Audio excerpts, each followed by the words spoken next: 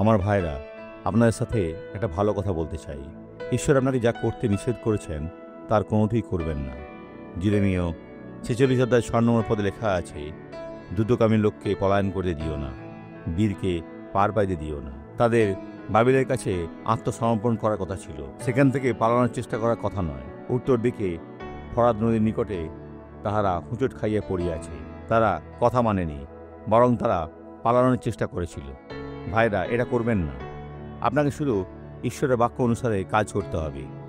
কিন্তু doctor Suarez, ভাইরা, ঈশ্বরের কাছে প্রার্থনা করুন এবং তিনি আপনাকে শক্তিশালী করবেন। আজই আপনার মুক্তির দিন হতে পারে। আমরা এখন প্রার্থনা করব। পিতা, যে ব্যক্তি এই কথাটি শুনছে তার বিশ্বাসের সাথে আমার বিশ্বাসকে এক করি এবং আমি তাদের ভেতরে থাকা এই ক্ষতিকারক শক্তিকে আবদ্ধ করি এবং বলি, শয়তান চলে যাও, তুমি এখানে আর থাকতে পারবে না। এটা একটা আদেশ, যিশুর নামে। আর আপনি বলুন, আমেন।